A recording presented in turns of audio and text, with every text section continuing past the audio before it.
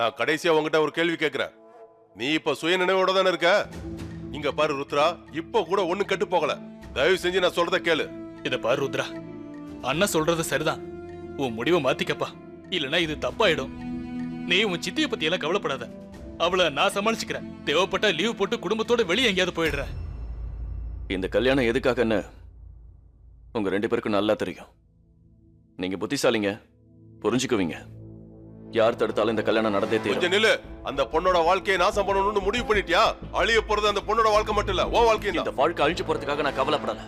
என்னோட துணை அந்த பிஎஸ்டி தான்.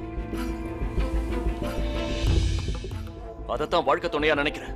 ஆனா அதுவே இன்னைக்கு ஒரு கேள்விக்குறி ஆயிடுச்சு. என் உடம்புல இருந்து உயிர் பிரியுமோன்னு நினைச்சு நான் கவலைப்பட்டதே இல்லை. ஆனா நான் பயப்படுறது என் உடம்புல இருந்து அந்த யூனிஃபார்ம் போயிடக்கூடாது.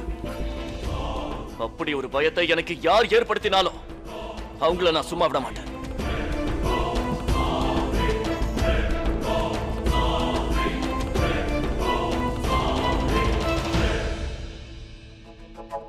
இன்னொரு விஷயத்தையும் நான் சொல்லிக்கணும்னு விரும்புறேன். என்ன கல்யாணம் பண்ணிக்க அவளுக்கு விருப்பம் இல்லை. அதே மாதிரி தான் எனக்கும் இதுல விருப்பம் இல்லை. நான் அவளை வெறுக்கிறேன். என்னைக்காவது ஒரு நாள் இதுக்காக அவ வருத்தப்படுவா. அந்த மண்டபத்துல உட்கார போறது மாப்பிள்ளை இல்ல, அந்த கல்யாண மண்டபத்துல மன பொண்ணா அவ வந்து உட்காரும் போதாவது உண்மையை சொல்லுவான்னு நான் எதிர்பார்க்கிறேன்.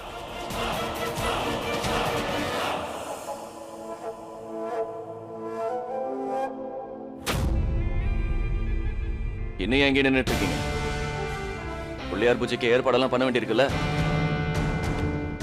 நாம கல்யாணத்துக்கு பண்ற சடங்கை எல்லாம் பார்த்து உண்மையிலேயே கல்யாணம் ஆக போகுதுன்னு அவ பயப்படணும். அதுதான் எனக்கு இப்ப தேவை. அதைத்தான் எதிர்பார்த்துட்டு இருக்கேன். அதுக்கும் சரிப்பட்டு வரலன்னா இந்த கல்யாணம் நினைச்ச மாதிரி நடக்கும். அவ என்ன ஏமாத்திக்கிட்டு இருக்கா? இப்படி அமைதியா இருக்கிறதுனால எல்லாத்தையும் சாதிச்சிடலான்னு நினைச்சிட்டு இருக்கா. ஆனா இந்த அமைதி, இந்த பிடிவாதம், அந்த ஜமீன்தாருக்கு துணையா நின்னு உண்மையை மறைக்கிறது, இது எல்லாத்துக்கும் அவ விலை கொடுத்தே ஆகணும். பழிக்கு பழி வாங்கியே தேர்வேன். அவ வாயாலேயே சொல்ல வைப்பேன். எவ்வளவு பிடிவாதக்காரனா இருக்கான் பாத்தியா? அவன் உங்களோட பையன் தானா? அது ஒண்ணுல வாய் தவறி ஏதோ. இல்ல, நீ சொன்னது இப்ப உண்மையான வார்த்தை தான். முகம் மட்டும்தான் இந்த மாதிரி இருக்கு, மத்த கோணம் எல்லாமே அப்படியே அவங்க அம்மா மாதிரி இருக்கு. உண்மைதானா? போலாம் வாங்க.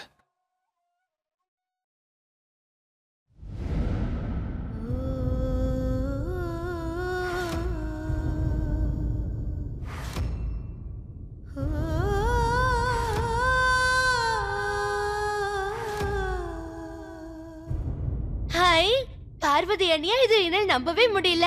ருத்ரா அண்ணா உங்களை பார்த்தோன்னே மயக்கம் போட்டு விழுந்துருவாரு. உண்மைதான். என்னோட பார்வதி இன்னைக்கு தேவதை மாதிரி இருக்கா. நிச்சயமா ருத்ரா மயங்கி விழுந்துருவாரு. எல்லார் கண்ணும் ஊ மேலதான் இருக்கும். மைதிலி அத்தை இங்க இருக்கான். கல்யாண பொண்ணு ரெடி ஆயிட்டாளா? ஐயர் வந்து ரொம்ப நேரமா காத்துக்கிட்டு இருக்காரு. சீக்கிரமா கல்யாண பொண்ணை கூட்டிட்டு வா.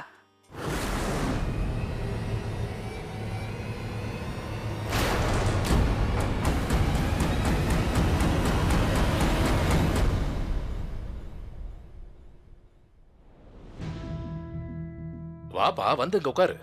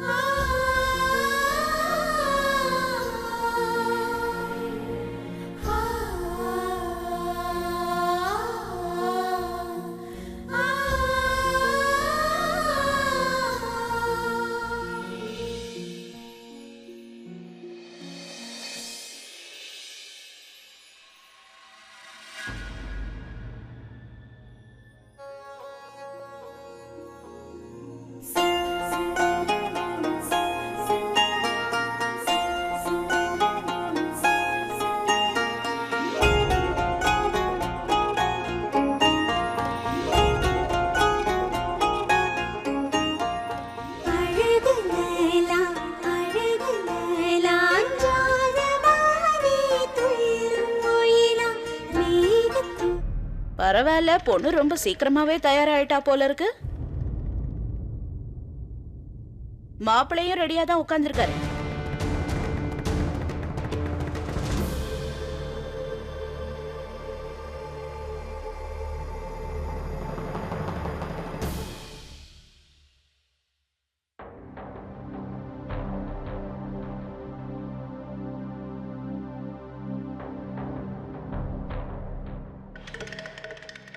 இத வாங்கிக்கப்பா. இத உன் பக்கத்துல இருக்கிற பிள்ளையாருக்கு போடு. ஒரு நிமிஷம். தப்பா நினைச்சுக்காதப்பா. கூடிய சீக்கிரமே உங்க 2 பேருக்கும் கல்யாணம் நடக்க போகுது. அதுக்காக தானே நாம இப்போ இந்த விநாயகர் பூஜையை நடத்திக்கிட்டு இருக்கோம். இன்னும் விவரமா சொல்லணும்னா இந்த பூஜையை பொண்ணு வீட்லயும் மாப்பிள்ளை வீட்லயும் தனித்தனியா நடத்தணும். என்ன பண்றது, நம்ம மருமக தான் நம்ம வீட்லயே இருக்காளே. அதனால நீங்க 2 பேரும் ஒன்னாவே சேர்ந்து இந்த பூஜையை பண்ணிடுங்க. நீங்க 2 பேரும் ஒன்னா உட்கார்ந்து இந்த பூஜையை பண்ணா உங்க 2 பேருக்கும் அந்த விநாயகரோட ஆசீர்வாதம் பரிபூரணமா கிடைக்க போகுது. கரெக்ட் தானே பண்டிதரே? நான் சொல்ல நினைச்ச நீங்க சொல்லிட்டீங்க. மாப்பிள்ளை பொண்ணு 2 பேருக்கும் மனசு பொருத்தமா இருக்குல்ல. அவங்க 2 பேருமே ஒன்னா உட்காந்து அந்த பிள்ளையாருக்கு பூஜை பண்றதுல தப்பே இல்ல. அப்படி இவங்க பண்ணாங்கன்னா அவரோட ஆசீர்வாதம் உங்களுக்கு முழுசா கிடைக்கும். நீயும் வந்து உட்காருமா.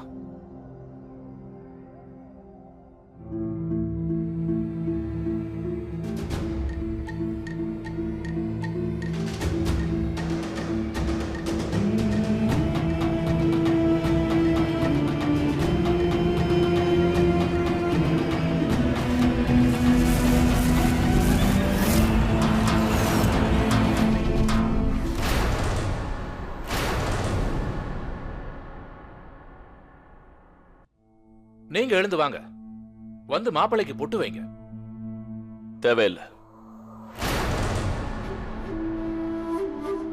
சித்தி, இந்த திலகத்தை உங்க கையில நீங்களே வைங்க. வாங்க.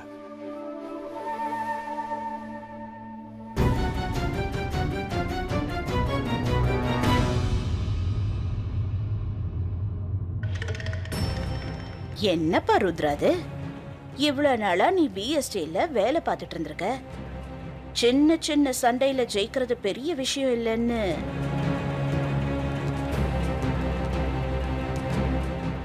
உனக்கு யாரும் சொல்லி கொடுக்கலையா? சண்டையோட இறுதியில ஜெயிக்கிறவன் தான் புத்திசாலி. இறுதினா என்ன அர்த்தம் தெரியுமா? எதிரியோட கடைசி மூச்சுன்னு சொல்லுவாங்க. கத்து கொடுத்துருக்காங்களா இல்ல மறந்துட்டியா? கத்து கொடுத்துருக்காங்க சித்தி. எனக்கு நிறைய கத்து கொடுத்துருக்காங்க. சின்ன சின்ன விஷயங்கள்ல எதிரிகளை ஜெயிச்சாதான் எதிரிங்க நம்மளை பார்த்து பயப்படுவாங்கன்னு சொல்லி கொடுத்துருக்காங்க. அதை கத்துக்கிட்டதுனால தான் நான் இன்னைக்கு எதிரிகளை பழி வாங்க தயாரா இருக்கேன். அதுக்குள்ள அவசரப்படாத. யார் ஜெயிக்கிறாங்கன்னு பாப்போம்.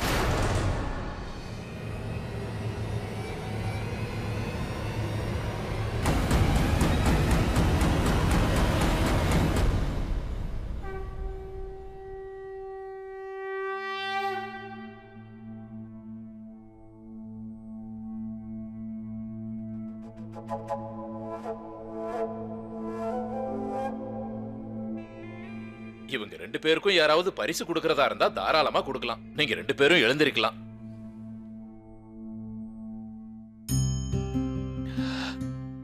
இத பாரு ருத்ரா, இது உன் வாழ்க்கையில ரொம்ப முக்கியமான நாள். உன் வாழ்க்கையில் நடக்கிற ஒவ்வொரு சந்தோஷத்திலையும் இந்த சித்தப்பா கலந்துக்கணும்னு ரொம்ப ஆசைப்படுறேன்ப்பா. இப்படி ஒரு நிகழ்ச்சி நடக்கும் நான் எதிர்பார்க்கவே இல்லை. அது மட்டும் இல்ல, இது நம்ம குடும்பத்துல பரம்பரையா நடக்கிற சம்பிரதாயம். வீட்டில் இருக்கிற முத பையனுக்கு தான் இந்த வாழை கொடுப்பாங்க. தலைமுறையா அது நடந்துகிட்டு இருக்கு. அப்புறம் பெரிய பையனோட மூத்த பையனுக்கு இந்த வாழை கொடுக்கறது தான் நம்ம பாரம்பரியம். பார்க்க போனா அண்ணங்கிட்ட இருந்து தான் இந்த வாழ் உனக்கு வந்திருக்கணும். ஆனா சந்தர்ப்ப சூழ்நிலையால அண்ணன் ஜெய்ப்பூருக்கு போன சமயத்துல இதை எங்கேயே விட்டுட்டு போயிட்டாரு. ருத்ரா, இந்த வாழுக்குண்டான மான மரியாதைய நீ எப்பவும் கொடுப்பன்னு நான் எதிர்பார்க்கிறேன். இந்தப்பா.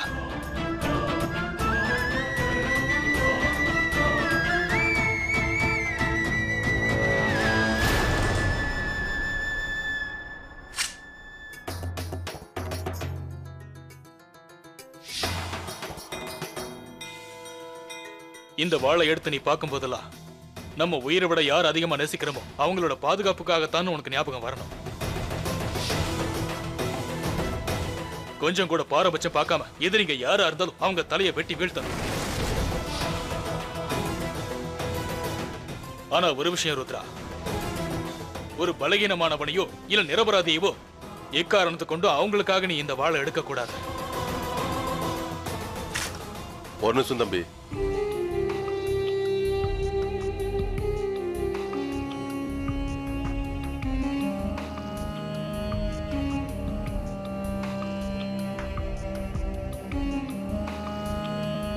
இதெல்லாம் ருத்ரா அம்மாவோட நகைங்க.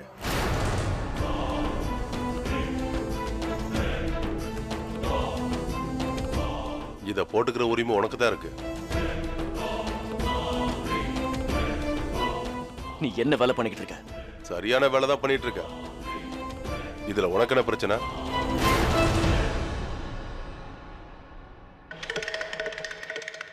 நீ வாங்கிக்கம்மா. என்னைக்குமே பெரியவங்க கொடுக்கிற பொருளை நம்ம மறுக்க கூடாது. ரொம்ப சந்தோஷம் மாமா. இதையெல்லாம் பார்க்கும்போது எனக்கு ரொம்ப பெருமையா இருக்கு. இவ்வளவு நாளா உங்களோட மனைவி கோச்சுக்காதீங்க, என்னோட அக்கா அவங்களோட நகைய பத்திரமா பாதுகாத்து வச்சிருந்திருக்கீங்க. அவங்க போகும்போது இதெல்லாம் எடுத்துட்டு போலையா? எப்பவுமே என் அக்கா தேர்ந்தெடுக்கிற ஒவ்வொன்றும் ரொம்ப நல்லா இருக்கும். பண்டிதரே, என்னோட அக்கா இப்போ இங்க இல்ல. ஆனா பார்வதி அவளோட மாமியார் நகையை போட்டுக்கலாம்ல? எதுக்காக கேக்குறேன்னா, பிள்ளைக்கு அவங்க அம்மாவோட ஆசீர்வாதம் கிடைக்கும் இல்லையா? அது எனக்கு இப்ப தேவையே இல்ல. நான் இப்ப கேட்டுட்டு இருக்கிறது பண்டிதர் கிட்ட. நீங்க ரொம்ப சரியான வார்த்தை சொன்னீங்க. தாராளமா நீங்க வாங்கிக்கலாமா?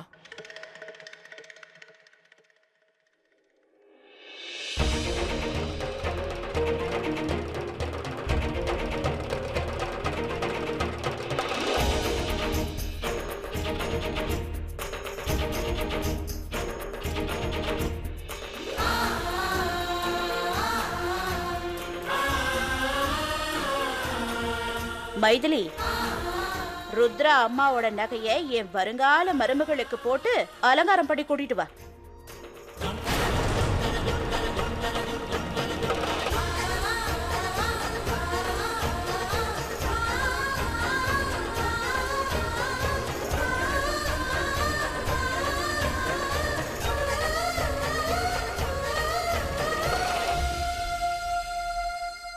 ஓஹோ, ரொம்ப அழகா இருக்க என் மருமகன். அப்படியே என் அக்காவை பாக்குற மாதிரி இருக்கு.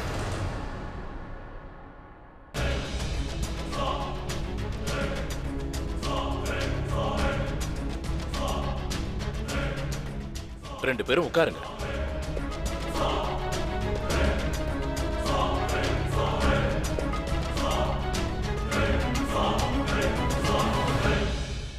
நீங்க ரெண்டு பேரும் ஒன்னா தீபத்தை காட்டுங்க.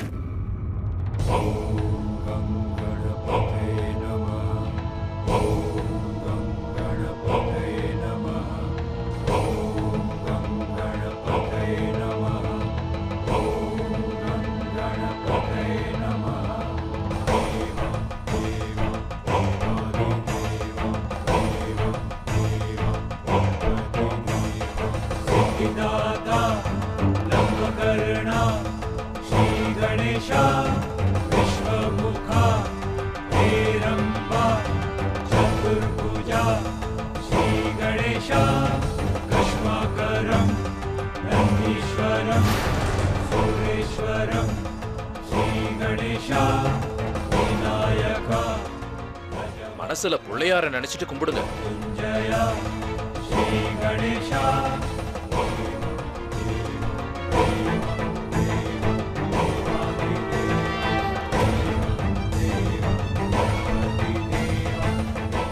இந்த பூஜை நல்லபடியா முடிஞ்சிருச்சு.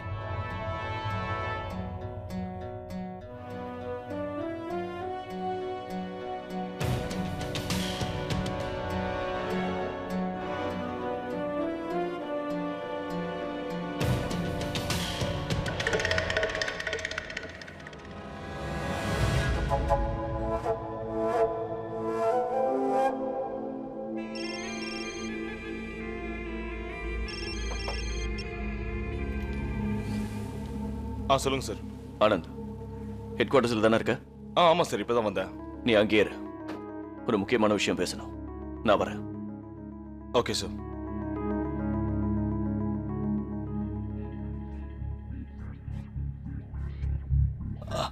அண்ணி, நான் தான் பேசுறேன். அண்ணி, நான் இப்ப உங்களை உடனடியா சந்திச்சாகணும். எதுக்காக? இங்க ஒரு முக்கியமான விஷயம் நடக்குது. அதை உடனே உங்ககிட்ட சொல்லி ஆகணும். அதான் உங்களை சந்திக்கணும்னு நான் சொல்றேன். சரி, நான் நாளைக்கு கண்டிப்பா வரேன். நாளைக்கு இல்ல, நீ இன்னைக்கே நான் உங்களை பார்த்தாகணும். இப்பாடுபட்டாவது நீங்க இன்னைக்கு ராத்திரிக்குள்ள இங்க வந்துருங்க. சரி, வரேன். சரிங்க, நீ போனை வச்சிடறேன்.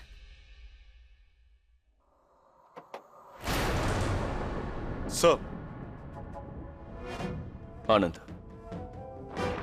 முக்கியமான விஷயம். கிராமத்து எல்லையில மகா சிவராத்திரி திருவிழா நடக்க போகுது. கேள்விப்பட்டேன் சார். ஹைவேஸ் பார்டர் பக்கம் போகும்போது நானும் இந்த போஸ்டர்லாம் பார்த்தேன் சார். நிறைய பேர் எல்லைக்கு அந்த பக்கத்துல இருந்து வருவாங்க. நம்ம ஜாக்கிரதையா இருக்கணும்.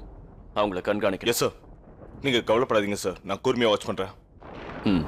சார், இந்த தடவை அந்த ஜமீன்தார் எல்லைக்கு அந்த பக்கம் எதையும் கொண்டு போகவும் கொண்டு வரவும் முடியாது சார். அவனை அவ்வளவு சுலபமா எடை போட்டுறாத.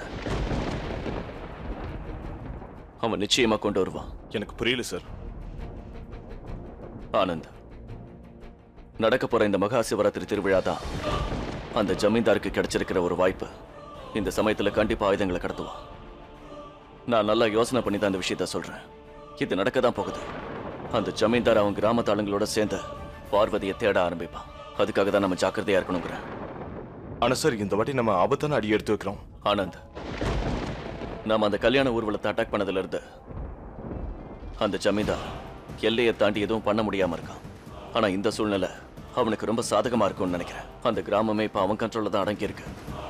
இந்த திருவிழால நிச்சயமா அவன் அந்த கிராமத்துல இருந்து வெளியில வருவான். அவன் வெளியில வரட்டும் சார். ஆனா இந்த தடவை அவன் நிச்சயமா நம்ம கிட்ட இருந்து தப்ப முடியாது. வார்த்தையில சொல்லாம எப்படி செயல்படுறதுன்னு யோசனை பண்ண. இந்த தடவை அந்த ஜமீன்தார் நம்ம கிட்ட இருந்து தப்பிச்சு போக விடக்கூடாது.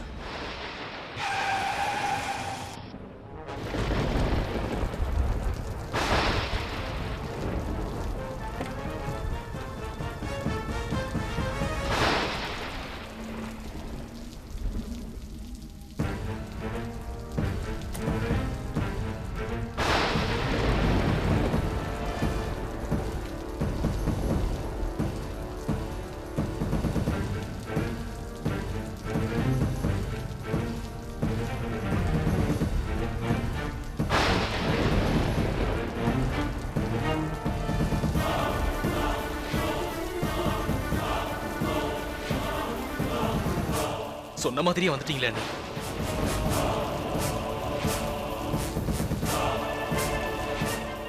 உங்ககிட்ட நிறைய விஷயம் சொல்லணும்னு ஆசைப்படுறேன். ஆனா அதை எல்லாத்தையும் விட ஒரு முக்கியமான விஷயத்த நான் இப்ப உங்ககிட்ட சொல்லியே ஆகணும். உங்க பையன் ருத்ராவுக்கு கல்யாண ஏற்பாடு நடந்துட்டு இருக்கு.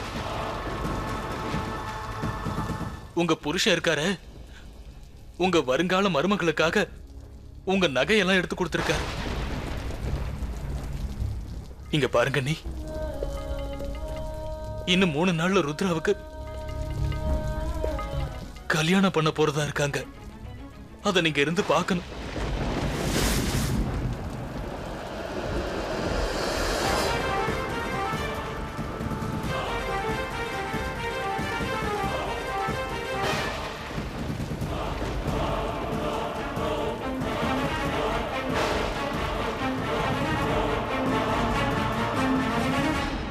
அத்தை, மாமா எங்க ஆளையே காணோம். அவர் எப்போ வருவார்னு உங்ககிட்ட ஏதாவது சொன்னாரா? என்கிட்ட எதுவும் சொல்லல. இந்த வேலையெல்லாம் பார்த்ததுல என் 2 காலும் வலிக்குது. அத முதல்ல இங்க வை.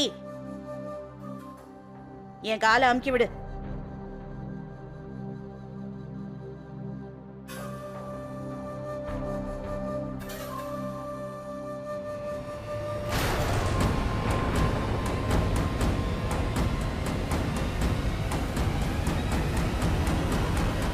ஏன் அத்தை, இது என்னது? என்ன பொண்ணுமா நீ? கண்ணு எதுவும் தெரியலையா? பாக்குறதுக்கு கால் மாதிரி தானே இருக்கு. கோவிச்சுக்காதீங்க அத்தை, இது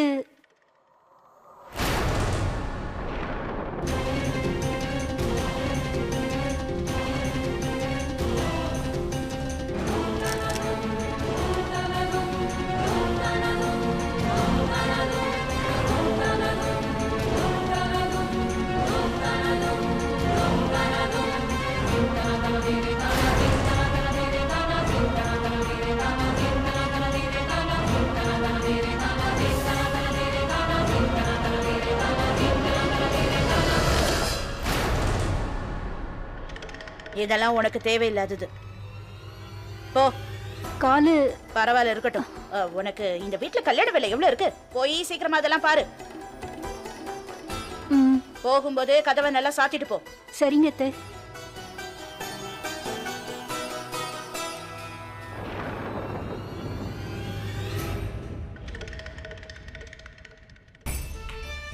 இந்த போட்டோல அவளோட முகத்துல சந்தோஷ கலை தாண்டவம் ஆடுது.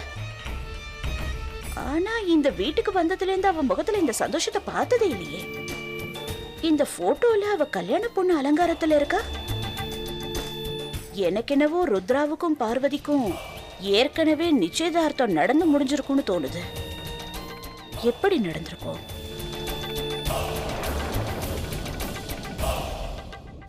எனக்கு வரப்போற மருமக என் பையனை கல்யாணம் பண்ணிக்க போறவ, என் பையனை கைப்பிடிக்க போறவ இவதான். இப்பவே இந்த போட்டோவை அவகிட்ட காட்டி என்னன்னு விசாரிக்கிறேன். உண்மையை கண்டுபிடிக்கிறேன்.